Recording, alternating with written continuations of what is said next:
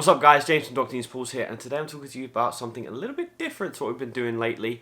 We're going to be taking you through a kind of niche repair that we just did on a spa side switch on a swimming pool. Now the point of this spa side switch is so that when you're in the spa, obviously you can just hit the button and basically it controls all the controls for the spa. Controls all the controls for the spa? Weird way to say that. Anyway, so on it you got like the air blower, you got spa mode, so the valves twitch around outside, you have the heater, and you have the spa light.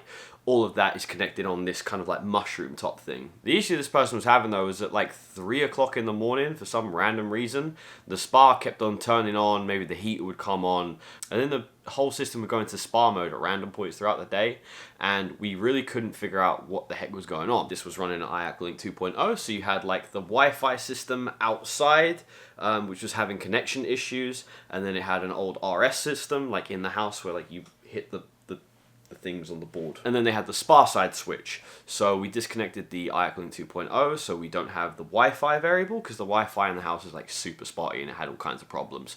So then that just left us with the spa side controller or the spa side switch and the board inside the house. Now we knew the board inside the house worked because that was never an issue until the company before us installed the Wi-Fi connection system outside. So knowing that the issue is going to be either the controller inside the house or it's going to be the controller right by the spa, we decided to check out the one by the spa and see, is there something weird going on here? When we pulled it out of the ground, we noticed immediately, yes, there is something weird going on here. There was water inside the line that houses the communication cable. The line had been cut and connected to a new controller. Now normally this wouldn't be an issue if everything were above ground, nice and dry, but the problem was that there was water inside of this pipe that housed the communication cable. And once we saw this, it was pretty obvious what the problem was. The switch is just shorting on itself and tricking itself into thinking someone's pressed the button. So the simplest solution for us to do here is to cut the old communication line, cut the new one, and rejoin them using waterproof seals. So let's head over there now and let's take care of this.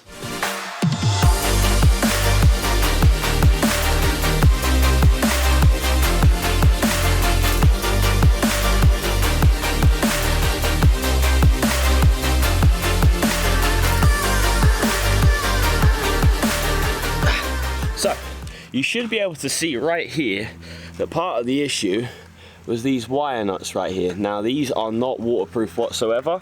When this pool had a renovation done to it, this communication line here that goes to the spa side controller started to fill with water. So whoever done the renovation here couldn't pull this cable through it because the line got stuck somewhere in this pipe, and this pipe has water in it. So there are times where you do just have to cut a cable like this and reconnect it. It's a low voltage cable, so nothing bad's ever going to happen. But what's happened here is that the cable keeps shorting on itself because these are just regular wire nuts. So that's why the automation system kept on throwing itself on and off. So to correct that issue from these little wire nuts here, we're going to use these little gel caps here.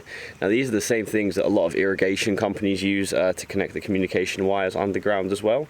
And if it's good enough for the if it's good enough for the irrigation companies and telecommunication companies, it's certainly good enough for us. Cool. So all we've done is we've taken away these right here. These are just really common caps for hooking wires together, and we've replaced them with these bad boys, which have a silicone inside that once you press this red button here, will depress, and then the silicone will cover the wires and it will make a watertight seal for us, which is fantastic.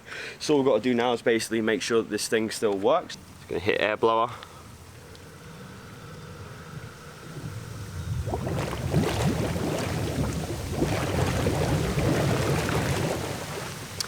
So we know the air blower works, we know that there's communication going through here, there's the heater button, there's the spa mode switch button, and there's the spa light button. All of these still work, but I just wanted to show you the air blower because that's the most obvious one for you, because trying to show a light underwater is really difficult in broad daylight in sunny Florida at 12:30 in the afternoon.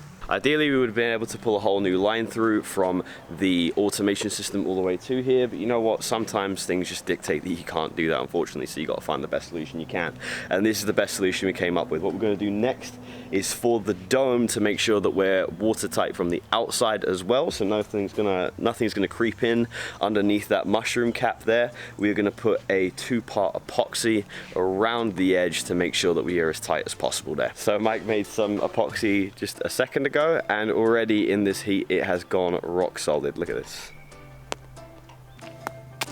Rock solid. And what's the other one, Mike?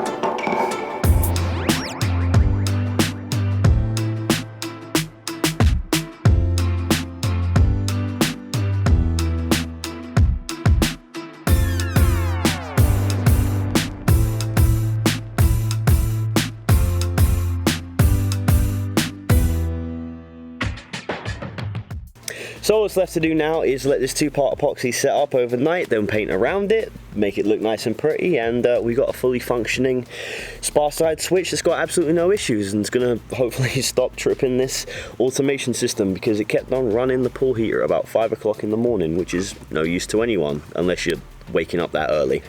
So without further ado, let's head back to the office and wrap this up.